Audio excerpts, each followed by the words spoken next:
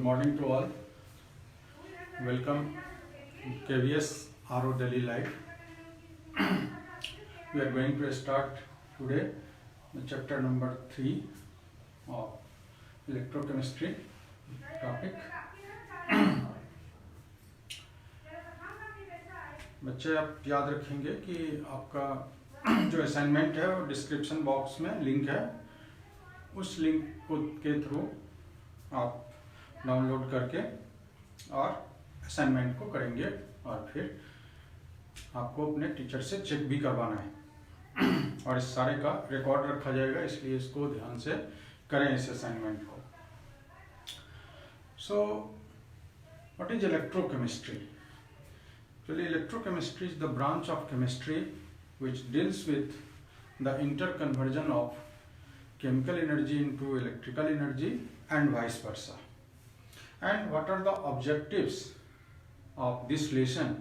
So after studying this unit, you will be able to learn about different types of electrochemical cell, electrolytic cell, differentiate between electrolytic cell and electrochemical cell, variation of conductivity and molar conductivity with change in concentrations, or different types of commercial cell like dry cell, lead storage cell, fuel cells, and in the last of the chapter corrosions is also studying in this chapter because it is also an electrochemical phenomenon. So we will start today the lesson electrochemistry with the help of this one, starting of electrochemical cell. So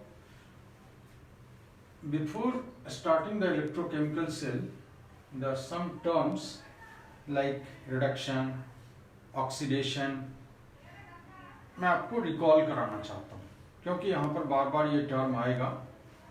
तो आपने अभी अभी just exam दिया है तो उसमें आपने redox reaction का चैप्टर पढ़ा है, तो आपका प्रीवियस नॉलेज यहाँ से आ रहा है, उसी को मैं रिकॉल करा रहा हूँ आपको कि रिडॉक्स मीन्स क्या था, रिडक्शन और ऑक्सीडेशन. और रिडक्शन क्या था आपका कि loss of electron, gain of electron, और ऑक्सीडेशन क्या था, लॉस ऑफ इलेक्ट्रॉन.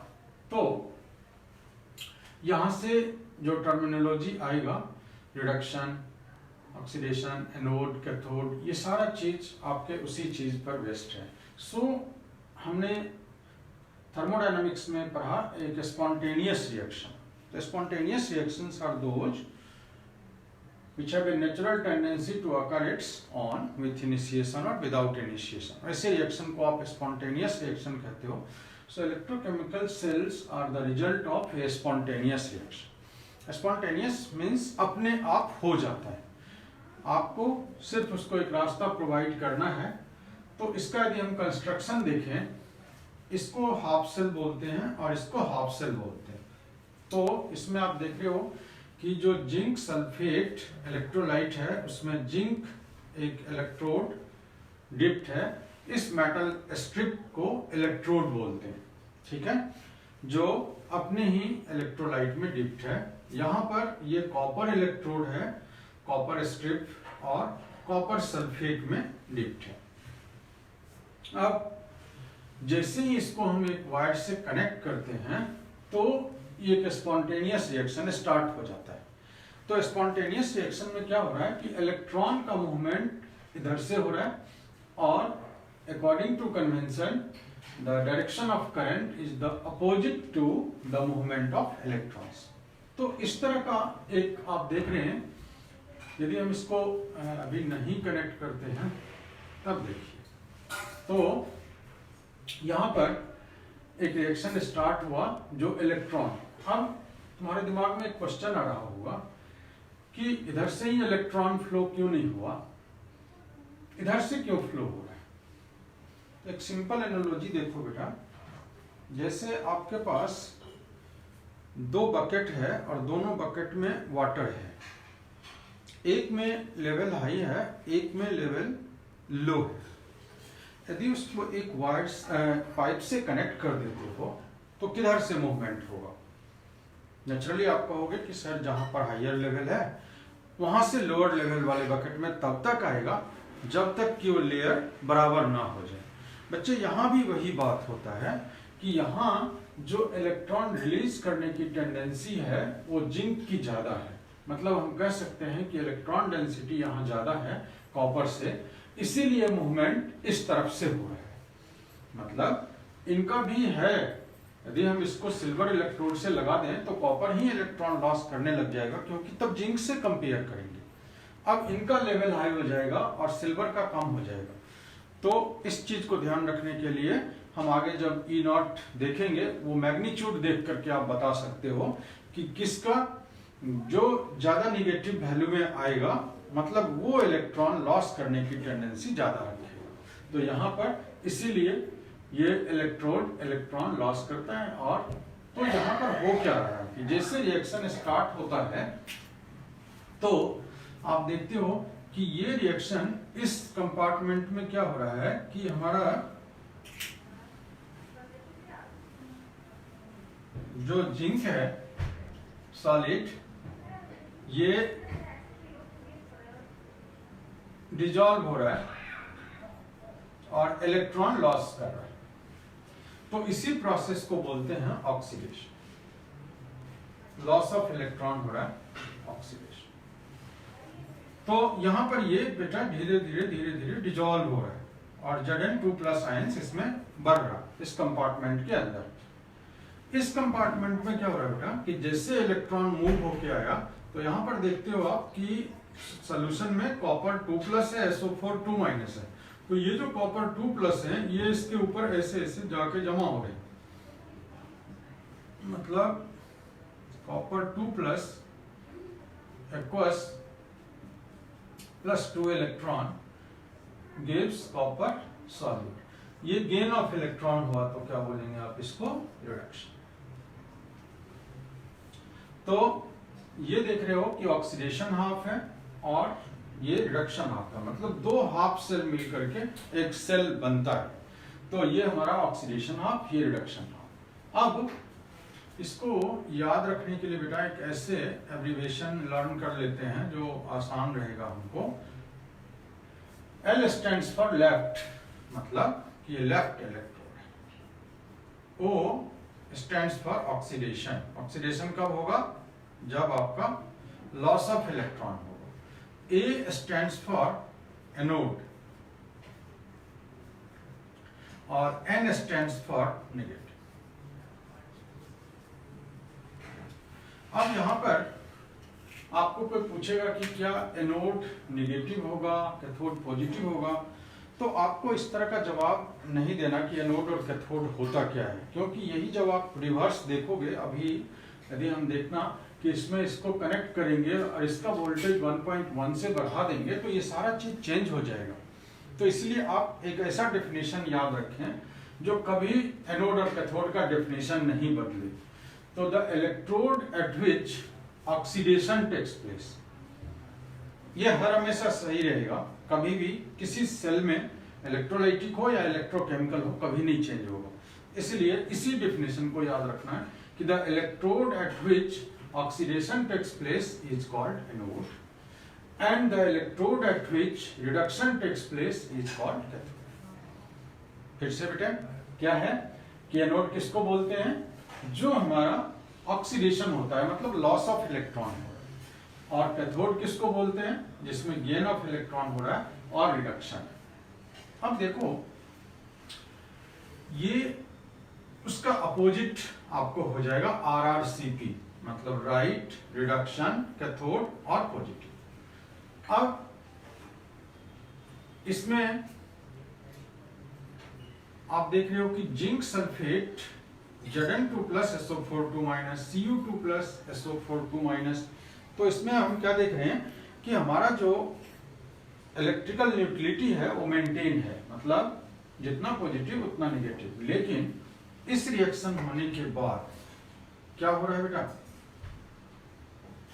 इस कंपार्टमेंट में कैटायंस जो Zn2+ का कंसंट्रेशन है वो बढ़ रहा है। तो जैसे Zn2+ का कंसंट्रेशन बढ़ेगा तो इस इलेक्ट्रॉन की क्या टेंडेंसी होगी कि उसको जब उसी कंपार्टमेंट में एक पॉजिटिव स्पेसिस मिल रहा है, so they have a tendency to interact with Zn2+ and backward reaction का चांस बन रहा है। समझ रहे हैं हमारी बात कि पहले क्या था कि हमारे पास जितना Zn2+ उतना ही SO4 कोई ज्यादा नहीं था, इम्बैलेंस नहीं था आयनिक, लेकिन अब Zn2+ बढ़ रहा है तो ये इलेक्ट्रॉन चाह रहा है कि हम इसी के साथ कंबाइन करके यहीं चले जाएं, यहां तक ट्रेवल ना करें। ठीक इस कंपार्टमेंट में क्या हो रहा है बेटा कि इलेक्ट्रॉन्स किसके लिए आ रहा था, Copper2+ के लिए, और Copper2+ लगातार किसमें कन्वर्ट हो रहा है, कॉपर मेटल में कन्वर्ट हो रहा है। तो जब कॉपर मेटल में कन्वर्ट हो रहा है तो इस कंपार्टमेंट में ज्यादा क्या बचा है, सल्फेट है। तो यदि वो इलेक्ट्रॉन्स आता है, so there is a chance to collide sulphate ions. तो सल्फेट से यदि वो इनका इंटरेक्शन हुआ तो तुरंत रिपेल हो जाएंगे, बैक हो जाएंगे। इसका मतलब कि थोड़ी देर बाद ये सेल हमारा काम करना बंद कर देगा। तो यदि हम चाहते हैं कि नहीं ये सेल हमारा बहुत ज्यादा देर तक काम करे, लॉन्गर काम करे, तो आपको एक सॉल्ट ब्रिज लेना पड़ेगा, एक सॉल्ट ब्रिज लेना। एक यू टाइप ट्यूब होता है बेटा, जिसमें अगर सीवीड्स के साथ एक, जिस तरह से आपका घर में टूथपेस्ट करते हो, सेमी सॉलिड पेस्ट बना लेते हैं और इसमें एक इनर्ट और स्ट्रॉन्ग इलेक्ट्रोलाइट डालते हैं। दोनों वर्ड्स समझिएगा, स्ट्रॉन्ग भी है इनर्ट भी है, जैसे KCl, KNO3, ये सारा चीज हम लेते हैं। अब इसका लेने का फायदा क्या होगा, क्या हम वायर कनेक्ट कर सकते थे इसकी जगह? तो हमारा आंसर होगा नो। वायर हम कनेक्ट करेंगे तो हमारा इम्बैलेंस बना ही रह जाएगा और वो चीज नहीं होगा जो यहां पर ये करने वाला है सॉल्ट ब्रिज। तो what is a salt bridge? Salt bridge is a you type tube containing semi-solid paste of strong electrolyte with agar-agar seaweeds. What is the function of salt bridge? इस salt bridge का क्या function है? इसी को salt bridge कहते हैं, ions के movement में हेल्प करता है। तो पहला फंक्शन क्या होगा कि to maintain the electrical neutrality of the electrolyte. क्या वर्ड बोला मैंने? ये इसमें इम्बैलेंस हो गया था, तो to maintain electrical neutrality of the electrolyte. And second, ये देखो बेटा, इसको बोलते हैं external circuit of the cell, और ये वाला जो सर्किट है उसको बोलते हैं internal circuit of the cell. So to complete the internal circuit of the cell, so there are two functions of salt bridge: to maintain the electrical neutrality of the neutralite and to complete the internal circuit of the cell. ये हमारा salt bridge का function है। अब यदि थोड़ा सा higher बात करें, KCl और KNO3 choice of salt bridge क्या होगा? जैसे देखो बेटा कि इस स्पीड से जिंक 2+ निकलता है, उसी स्पीड से इसमें Cl- आयन मूव करना चाहिए, so that the extra zinc 2+ ion may be neutralise immediately. और इसी स्पीड से इसमें क्या मूव कर जाना चाहिए, K+, जिससे जो सल्फेट हमारा नेगेटिव चार्ज है उसको यू क्या कर दे, इलेक्ट्रिकल न्यूट्रल बना दे। लेकिन यदि आपका इस तरह से एक वर्ड होता है ट्रांसपोर्ट नंबर, जैसे मोल फ्रैक्शन हमने अब सीखा था, उसी तरह से ट्रांसपोर्ट नंबर होता है। तो ट्रांसपोर्ट नंबर आप कैटायन का निकालेंगे तो ऊपर में लिखेंगे आप स्पीड ऑफ कैटायन, नीचे लिखेंगे total speed of cations plus speed of anions. तो ये ट्रांसपोर्ट नंबर मैच होना चाहिए। इसको एक बहुत छोटा सा एनालॉजी से आपको समझाता हूं मैं, यदि मैं सक्षम हुआ समझाने में। तो देखो बेटा, जैसे आपके यहाँ एक मैसन है जो आपके घर में जो टूटे फूटे कुछ हो गया है, प्लास्टर्स वगैरह, उसको ठीक करने के लिए आया हुआ, और उसको हेल्प करने के लिए आपने एक लेबर भी रखा है। तो लेबर का क्या काम है कि वो मोर्टार वगैरह वो जो मटेरियल्स है उनको बना के देता है। और वो यूज करते हैं। तो यदि दोनों में कॉम्बिनेशन बहुत अच्छा है लेबर और मैसन्स के अंदर, तो आप देखोगे कि ना लेबर बैठा हुआ है, मतलब वो सामान का ढेर वहां पे नहीं पड़ा हुआ है, और जितना उसको चाहिए मैसन को उतना मटेरियल है। लेकिन यदि लेबर आपका सुस्त हो गया तो देखोगे आपका मैसन खड़ा है, उसको सामान ही नहीं है उसके पास। और यदि आपका मैसन सुस्त हुआ तो क्या होगा कि वहां पर बहुत सारा ढेर पड़ा हुआ है और वो लेबर ला के रखता जा रहा है लेकिन उसको यूज नहीं कर पा रहा है। ठीक इसी तरह से यदि हमारा स्पीड इसका कम हुआ तो आपका एक्यूमुलेशन स्टार्ट होगा Zn2+ का, और इसको हायर टर्म में हम बोलते हैं liquid junction potential, so that the selection of salt bridge is in such a manner that liquid junction potential does not develop. ठीक है, तो ये सॉल्ट ब्रिज का टोटल फंक्शन होता है। अब यदि हम बात करें इसमें, इसको बेटा यदि हमने कनेक्ट कर दिया एक एक्सटर्नल सोर्स ऑफ, ये देखो एक्सटर्नल सोर्स ऑफ इलेक्ट्रिसिटी, लेकिन जो इसका ई सेल का वैल्यू है वो 1.1 वोल्ट है, उससे लेकिन कम का ही डाला है। तो कम का यदि डाला है तो क्या हो रहा है कि अभी भी डायरेक्शन वही है बेटा, मतलब कि electron flows from zinc to copper and current flows from copper to zinc, यही चल रहा है, और हमारा जिंक डिजॉल्व हो रहा है एनोड पर और कॉपर डिपोजिट हो रहा है कैथोड पर। अब यदि आपने क्या किया कि इसको ई सेल एकदम एग्जैक्टली आपने इक्वल कर दिया 1.1 वोल्ट का, तब क्या क्या आप देखने को आपको मिलेगा।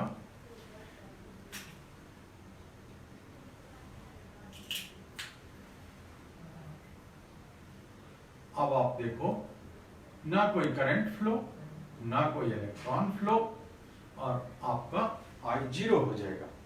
यहां पर जो है जैसे ही आपने बराबर किया, नो फ्लो ऑफ इलेक्ट्रॉन्स और current, so no chemical reaction. अब लेकिन बढ़ा दो जरा सा,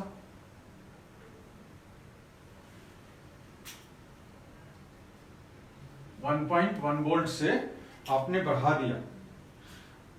अब जानते हो बेटा ये क्या हो गया कि अब electron flows from copper to zinc हो जाएगा, मामला उल्टा पड़ गया। इधर से इलेक्ट्रॉन का फ्लो स्टार्ट हो गया तो इधर से करंट का होगा, इधर से करंट का होगा, और इलेक्ट्रॉन यदि इधर फ्लो कर गया तो ये अब क्या हो जाएगा, नेगेटिव हो जाएगा, और ये क्या हो जाएगा, पॉजिटिव हो जाएगा। क्या कैथोड एनोड भी चेंज होगा? हाँ चेंज होगा, क्योंकि इधर से इलेक्ट्रॉन का लॉस होना शुरू हो गया, तो लॉस ऑफ इलेक्ट्रॉन एनोड होता है।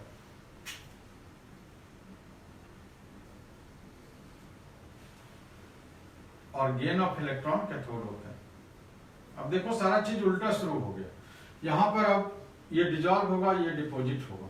तो अब इस पे क्वेश्चंस देखो कि किस किस तरह के क्वेश्चंस, अब 3 तरह के क्वेश्चंस आप बना सकते हो कि व्हेन एक्सटर्नल सेल, ये मान लो डेनियल सेल था हमारा जिसका आप जानते हैं कि 1.1 वोल्ट होता है, तो यदि हम इससे कम एक्सटर्नल सेल लगा रहे थे तो it becomes a electrochemical cell and the direction of electrons from copper to zinc and flow of current from copper to zinc, यहां से। अब देखिए जब आपने क्या किया कि exactly E cell is equal to 1.1 volt, then there is no flow of electrons, no flow of current, आई हमारा 0 हो रहा था। अब आपने ज्यादा लगा दिया, now it is not an electrochemical cell. इसी सेल को हम क्या बोलते हैं, electrolytic cell. Now this reaction is not a spontaneous reaction. एक नॉन स्पॉन्टेनियस रिएक्शन को कैरी आउट कौन कर रहा है, एक्सटर्नल सोर्स ऑफ एनर्जी कर रहा है, मतलब वो अपने आप नहीं हो रहा है। So this is the difference between electrochemical cell and electrolytic cell. आपने देखा कि वहां पर आपको कुछ भी नहीं करना था, सीधा सीधा एक रिएक्शन हो रहा था स्पॉन्टेनियस, आप इलेक्ट्रिसिटी हार्नेस कर रहे थे, जनरेट हो रहा था। लेकिन जब हमने ज्यादा पावर का 1.1 वोल्ट से ज्यादा का एक्सटर्नल सोर्स इसमें डाल दिया, तब आप देख रहे हैं कि it now becomes an electrolytic cell. तो इस तरह से आप देख रहे हैं यहाँ पर कि इलेक्ट्रोकेमिकल सेल किस तरह से इलेक्ट्रोलाइटिक सेल में कन्वर्ट हो जाता है। हम लोग क्या हर बार इतना हम बड़ा बल्कियर सेल बनाएंगे? नहीं, हम सेल रिप्रेजेंटेशन सीखते हैं। तो सेल रिप्रेजेंट कैसे करते हैं कि ये कन्वेंशन है कि जो आपका लेफ्ट हैंड साइड है और जो मेटल और इसी का इलेक्ट्रोलाइट, तो जब आप इस तरह के एक स्ट्रिप्स देते हैं, इसका मतलब कि metal and their electrolyte is separated by this symbol. और बीच में जो बेटा आप देख रहे हैं ये सॉल्ट ब्रिज, इसको इस वर्टिकल लाइन से यूज करते हैं। फिर इसमें देख रहे हो क्या हो रहा है, कॉपर 2 प्लस कॉपर, तो यहीं से आपको बनाना है, कोई बहुत ज्यादा डिफिकल्ट नहीं है। कॉपर सॉल्ट,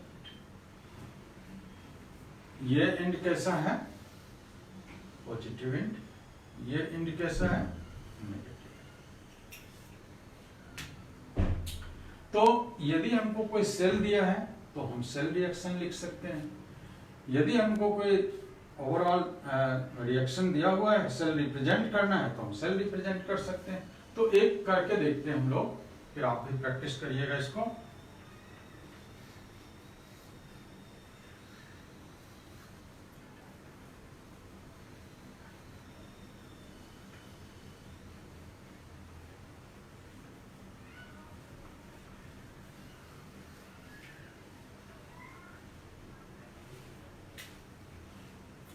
जैसे एक सेल लिख रहे हैं हम लोग,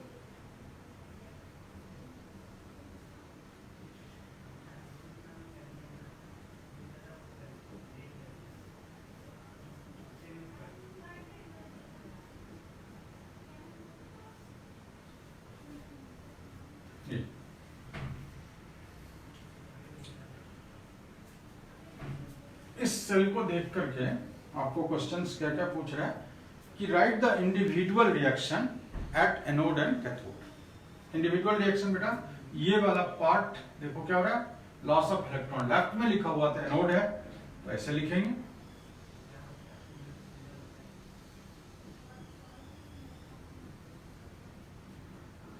तो ये हम लिख दिया, कहां पर हो रहा है, एट एनोड। देखो कैथोड पर ये रिडक्शन हो रहा है,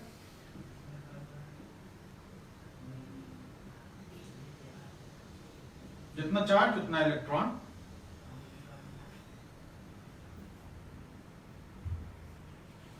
ये कहां हो रहा है, कैथोड पे, कैथोड पर रिडक्शन हो रहा है। ओवरऑल रिएक्शन की कोई बात करेगा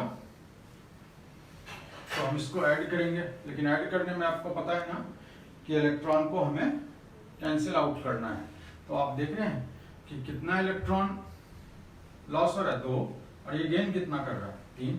ये तो पॉसिबल नहीं है कि वो 3 इलेक्ट्रॉन कहां से लाएंगे आप, वो 2 ही लॉस कर रहा है। तो इसीलिए आपको इसको मल्टीप्लाई करना पड़ेगा, कितने से, 3 से। तो अब ये कितना इलेक्ट्रॉन लॉस करेगा, 6। इसको गेन भी कराइए 2 से, तो ये गेन भी 6 से होगा। 3 × 2 6, 2 × 3 6। तो अब ओवरऑल इसको हम बोलते हैं overall cell reaction.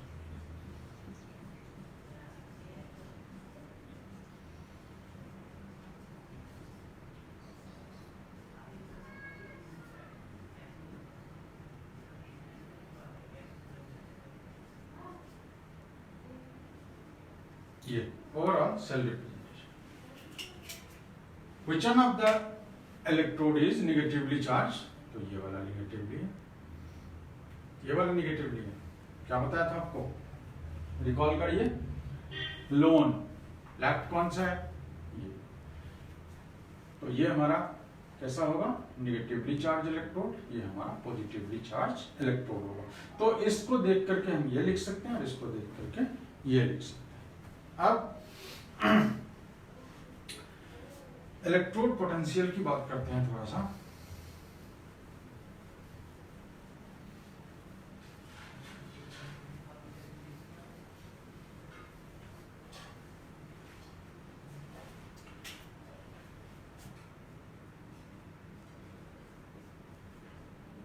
Electrode potential.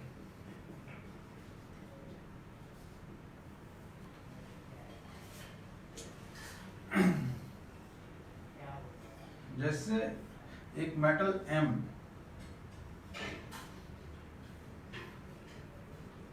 dipped in its own solution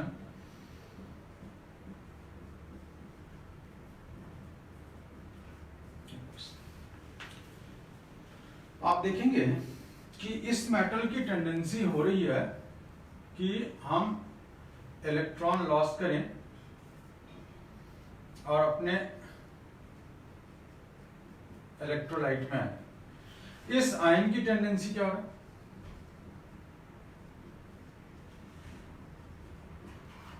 metal में आ जाए। थोड़ी देर बाद देखोगे बेटा एक इक्विलिब्रियम एस्टेब्लिश्ड हो जाएगा। ये इक्विलिब्रियम एस्टेब्लिश्ड। तो आप एक तरफ आप क्या देख रहे हैं, ये Mn प्लस है इलेक्ट्रोलाइट, दूसरी तरफ क्या है, ये N electron. So the potential difference between the electrolyte and electron is called electrode potential। इसी को हम बोलते हैं इलेक्ट्रोड पोटेंशियल। तो इसको बोलेंगे हम ऑक्सीडेशन पोटेंशियल और इसको बोलेंगे reduction potential. So always it is equal in magnitude but opposite in sign. For example जैसे हम इसको रिप्रेजेंट E से करते हैं तो लिखेंगे ECU2 प्लस Cu। इसका मतलब कि ये रिडक्शन की बात कर रहा है और ये देखिए ये ऑक्सीडेशन की बात कर रहा है। यदि हम बेटा इस पे नॉट लगाते हैं इसका मतलब स्टैंडर्ड इलेक्ट्रोड पोटेंशियल की बात करते हैं, लेकिन इस पे नहीं लगा पाएंगे। क्यों नहीं लगा पाएंगे? कह रहा है कि according to IUPAC convention the reduction potential is called standard electrode potential. तो यहां पर यदि वैल्यू इसका है 0.34 वोल्ट और तो इसका होगा -0.34 वोल्ट।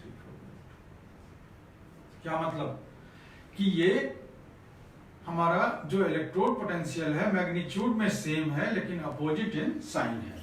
तो जो भी हमको टेबल मिलता है या आपको अपने 11th क्लास में आपने वो टेबल देखा है, यहाँ भी आप टेबल देखेंगे कि उसको हम इलेक्ट्रोकेमिकल सीरीज बोलते हैं क्योंकि वो इंक्रीजिंग रिड्यूसिंग पावर में अरेंज होता है मेटल्स की एक्टिविटीज इलेक्ट्रोड पोटेंशियल के हिसाब से, उसको हम इलेक्ट्रोकेमिकल सीरीज कहते हैं।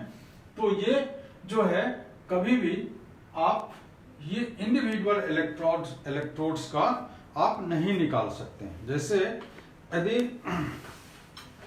कोई क्वेश्चन पूछता है हमको कि why is it not possible to measure single electrode potential, क्या हम इसको डायरेक्ट एक कॉपर रख लें यहां पर और कॉपर स्ट्रिप क्या हम निकाल पाएंगे? हमारा आंसर होगा नो। क्यों? Because the half cell containing single electrode can not exist independently as charge cannot flow on its own in a single electrode। कहां जाएगा फ्लो होकर के? कोई रास्ता नहीं है इसको फ्लो होने के लिए। तो आपको डिफरेंट इलेक्ट्रोड्स का हेल्प लेना पड़ेगा।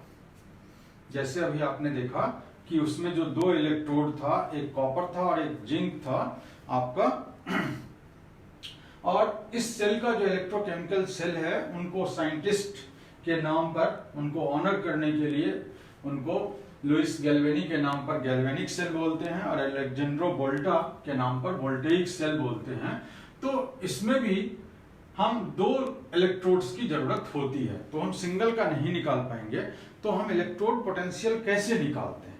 तो कह रहा है कि with the help of standard electrode, जैसे standard hydrogen electrode, calomel electrode, bromine electrode, ये बहुत सारे टाइप्स हैं इलेक्ट्रोड्स के जिसके हेल्प से हम लोग इलेक्ट्रोड पोटेंशियल का मेजरमेंट करते हैं। तो इलेक्ट्रोड पोटेंशियल और स्टैंडर्ड इलेक्ट्रोड पोटेंशियल में बेसिक डिफरेंस क्या है? तो जब हम E0 लगाते हैं स्टैंडर्ड इलेक्ट्रोड पोटेंशियल तो हम टेम्परेचर 298 केल्विन रखते हैं और इसकी मोलरिटी 1m रखते हैं। यदि हमारा कोई गैस होता है तो उस प्रेशर को 1 बार पर मेंटेन करते हैं, तब जाकर के हम बोलते हैं कि वो इलेक्ट्रोड पोटेंशियल स्टैंडर्ड है but in the reduced form. Always remember, standard जो पोटेंशियल है वो रिडक्शन पोटेंशियल है, ऑक्सीडेशन पोटेंशियल को नहीं मानते हैं, वो IUPAC का कन्वेंशन है। तो how to measure electrode potential? So there are various electrodes. अब आप देखोगे कई बार प्लैटिनम, गोल्ड, इनका यूज करते हैं, जैसे हाइड्रोजन इलेक्ट्रोड्स में यूज करते हैं प्लैटिनम का। क्यों? क्योंकि प्लैटिनम हेल्प करता है उसके inflow and outflow of electron में, लेकिन अपना कोई कंट्रीब्यूशन नहीं करता, तो इसीलिए उसको हम इनर्ट इलेक्ट्रोड कहते हैं। जैसे हाइड्रोजन इलेक्ट्रोड की बात करें,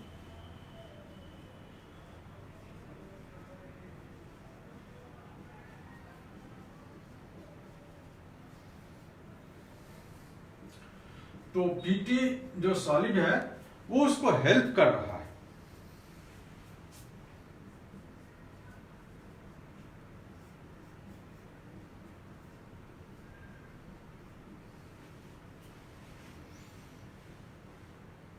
हाफ रिएक्शन यदि आप लेंगे इसका,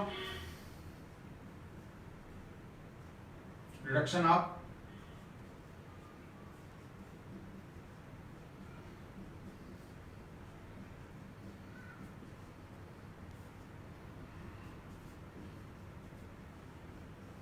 यस।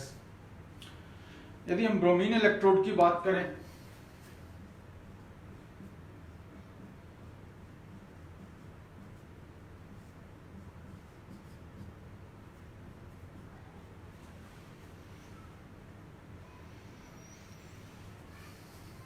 हाफ रिएक्शन,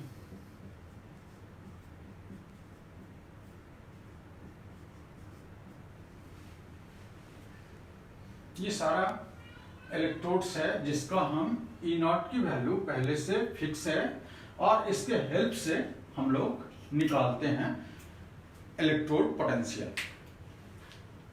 और बहुत सारे टाइप के इलेक्ट्रोड हैं, जैसे सिल्वर क्लोराइड इलेक्ट्रोड, जिसमें AgCl Ag में कन्वर्ट हो रहा है।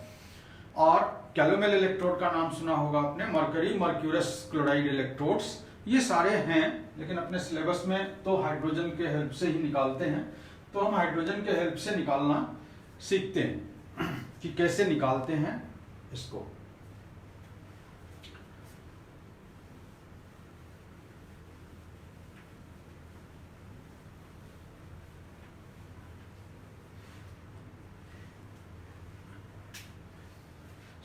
सिर्फ हम सेल रिप्रेजेंटेशन से चेक कर लेते हैं।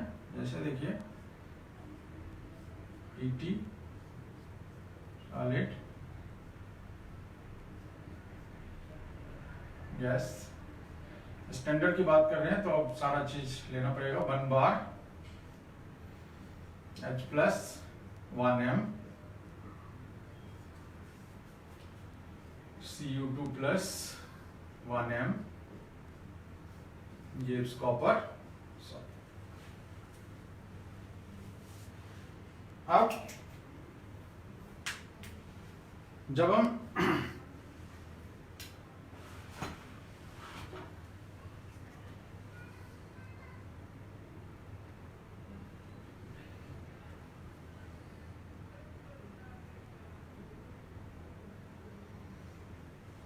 सेल पोटेंशियल निकालते हैं तो ये डिफरेंस होता है। डिफरेंस किसका होता है?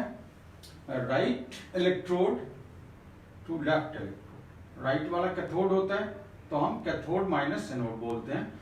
So this is potential difference between the two electrodes, E cathode minus E anode is called cell potential, and when it is called EMF when no current is drawn through the circuit।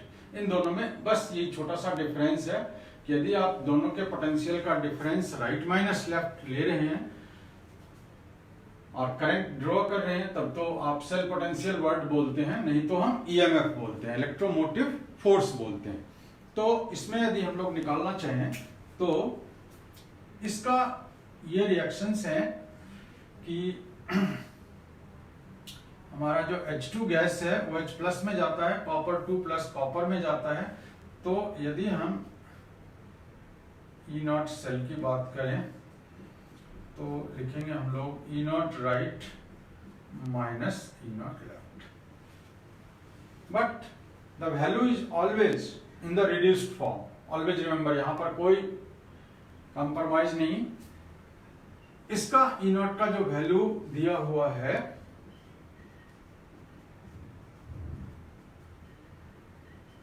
ये आपको लेना पड़ेगा। ये लिखा हुआ है कि according to IUPAC conventions the standard hydrogen electrode potential is taken as 0.0 volt. तो आपको ये जो निकल कर आया, जो वोल्टामीटर से आपने मेजर किया, वो आया आपका 0.0 वोल्ट। राइट आपका कौन सा है? यही तो राइट है आपका E not Cu2 plus Cu। इधर आपका ये क्या था? E not H plus H2। इसका वैल्यू रख दीजिए 0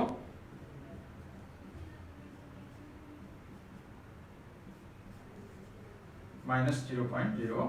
तो ये आ गया आपका, सॉरी ये है, ये हमारा जो सेल पोटेंशियल आया है वो है 0.34 वोल्ट। तो ये आ गया हमारा 0.34 वोल्ट। तो ये किसका आ गया? कॉपर का आ गया, क्योंकि माइनस तो 0 है, तो ये कॉपर का आ गया। अब ये इसके मैग्नीट्यूड से समझना है कि यदि पॉजिटिव हुआ तो इसका क्या मतलब है, यदि निगेटिव आया तो इसका क्या मीनिंग है। जैसे आप जिंक का लेंगे तो जिंक का ये निकल कर आता आपको माइनस 0.76 वोल्ट। दोनों का मतलब समझना आपको, इससे कंपेयर करना है। If it is negative then the hydrogen redox couple, so it has more power to reduce, or it is more stronger redox couple than hydrogen। ये हाइड्रोजन से पावरफुल रिड्यूसिंग एजेंट है। इसीलिए जब कभी जिंक पर आप कहते हैं कि डाइल्यूट H2SO4 लिया तो हाइड्रोजन गैस निकल गया, तो क्यों ऐसा? इसलिए कि वो स्पॉन्टेनियस हो गया, कि आपका ये इन दोनों का कॉम्बिनेशन से यदि हम सेल बनाएं तो आप देखेंगे कि जिंक Zn2+ में जाएगा और H+ को H2 बना देगा। लेकिन जब बेटा हम कॉपर कंटेनर में, जैसे देखते हो कि रात में आप तांबे के कंटेनर में सजेस्ट किया जाता है मेडिकली कि आप रात में पानी रखिए, सुबह पीजिए। तो यदि रिएक्शन होता रहता तो कैसे पीते हैं? तो आप तांबे के में यदि कोई पानी रखते हैं, या कई बार अपने 8th क्लास में वो गलती अपने NCERT बुक में चल रहा है कि Cu plus H2SO4 CuSO4 plus H2, है ना? तो वो चलता ही जा रहा है, वो रुकता नहीं है। लेकिन यदि यहां से देखोगे तो आप रोक दोगे खुद कि नहीं, ये कैसे हो सकता है? Because copper is a weaker redox couple than hydrogen. ये कभी पॉसिबल ही नहीं है। मतलब आपके पास एक टूल हाथ लग गया है कि स्पॉन्टेनिटी चेक करने के लिए, कि यदि बेटा E नॉट सेल जो डिफरेंट कॉम्बिनेशन से आप वेरियस सेल्स बना सकते हैं और उसको चेक कर सकते हैं कि क्या ये रिएक्शन स्पॉन्टेनियस है या नहीं है। या आपको ऐसा क्वेश्चन आ जाएगा कि can we start copper sulphate solution with silver spoon, या in silver nitrate solution with copper spoons. तो आप बता सकते हो कि हम उससे हिला सकते हैं कि नहीं कर सकते हैं। तो आप क्या करेंगे? जैसे आपको क्वेश्चन पूछा, अभी मान लीजिए कि इसके अंदर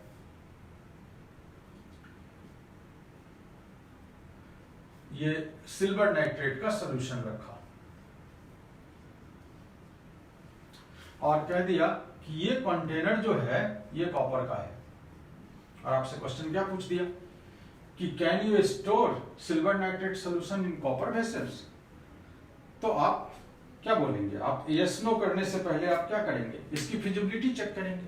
तो फिजिबिलिटी चेक कैसे करोगे बेटा? इसमें इमीडिएट आप क्या करोगे? सेल बनाने का प्रयास करोगे। तो देखो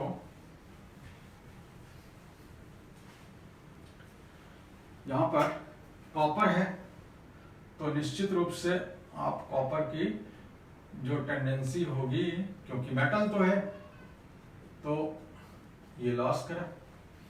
और जो सिल्वर नाइट्रेट में आप Ag प्लस देख रहे हैं वो इलेक्ट्रॉन गेन किया। मतलब ये आप एक पॉसिबिलिटीज लगा रहे हैं कि रिएक्शन हो सकता है। अब होगा या नहीं होगा ये तो आपको E नॉट बताएगा।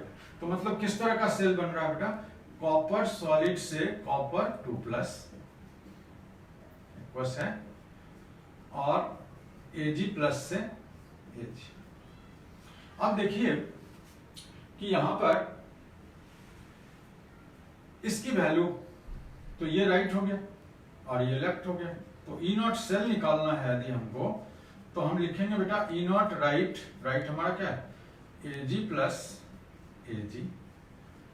इसका वैल्यू हम लेंगे वहां से, फिर इसका रिडक्शन फॉर्म Cu2 + Cu। इसका वैल्यू है 0.80 वोल्ट और इसका वैल्यू है 0.34 वोल्ट। वैल्यू कैसा आ रहा है, पॉजिटिव आ रहा है। इसका मतलब रिएक्शन होने लग गया।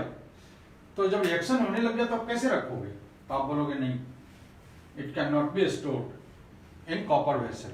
लेकिन यही उल्टा पूछ लेता बेटा कि क्या हम कॉपर सल्फेट का सोल्यूशन सिल्वर के वेसल में रख सकते हैं, क्योंकि यस रख सकते हैं, कोई प्रॉब्लम नहीं हो रहा है। अब एक चीज और समझना है आपको कि कई बार जैसे हम ये राइट लेफ्ट निकालने के लिए देते हैं, एक कंफ्यूजन क्या आता है, ये जरा सा देखो।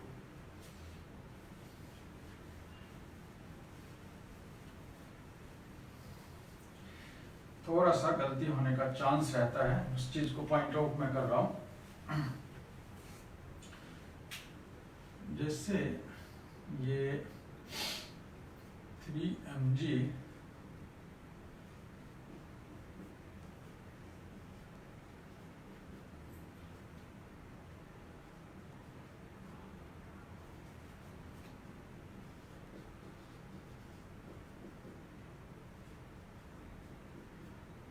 To Cr solid.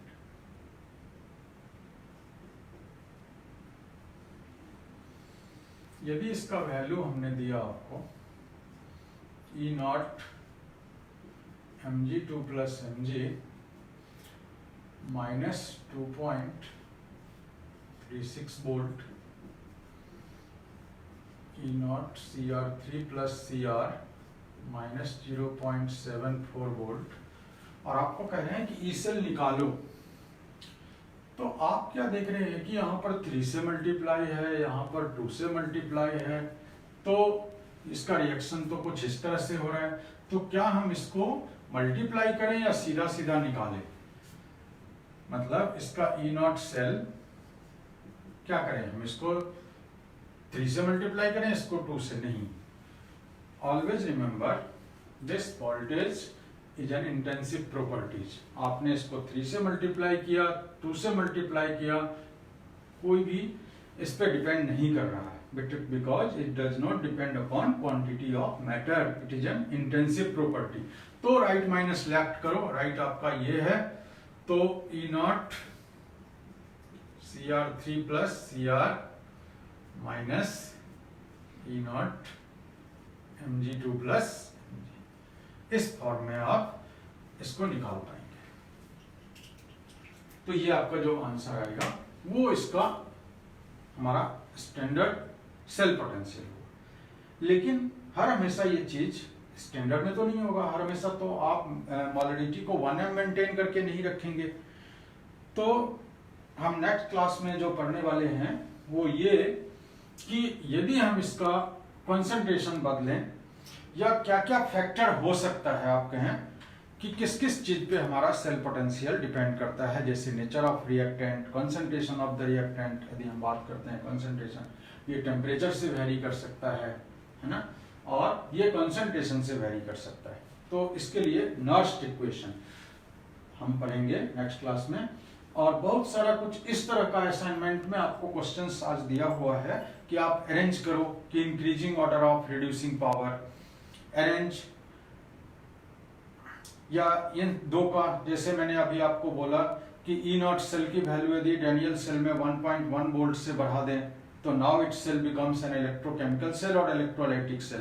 तो उस तरह का जवाब आपको देना है। और हर हमेशा इस चीज को याद रखें कि ये जो वैल्यू है ये जो वैल्यू है जैसे -2.36 और -0.74 वोल्ट, ये क्या बता रहा है? ये इसके रिड्यूसिंग टेंडेंसी को बता रहा है। तो हमेशा याद रखिएगा कि जैसे Li प्लस Li का -3.05 वोल्ट होता है, इसका मतलब वो सबसे नीचे रखा हुआ है, मतलब lithium is the best powerful reducing agent.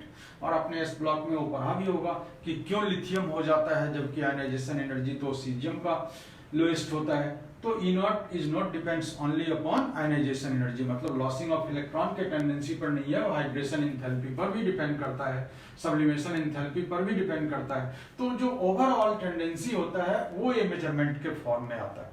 तो जो जितना ज्यादा निगेटिव वो उतना पावरफुल रिड्यूसिंग एजेंट। और सबसे ऊपर फ्लोरीन को देखोगे कि F2 plus electron gives F minus 2.87 volt. So ये हमारा सबसे पावरफुल ऑक्सीडाइजिंग एजेंट है ना। तो इस तरह से हम वो सारे चीज जो इसके स्पॉन्टेनिटी, तो इलेक्ट्रोकेमिकल सीरीज पर आप क्या क्या कर सकते हैं कि हम रिएक्टिविटी चेक कर सकते हैं कि ये मेटल इसको डिस्प्लेस कर सकता है कि नहीं। आप फिजिबिलिटी ऑफ रिएक्शंस पता कर सकते हैं कि क्या ये रिएक्शन पॉसिबल है या नहीं। तो ये सारे चीज आपको E नॉट का वैल्यू पता होने पर आप पता कर सकते हैं। Thanks, have a nice day.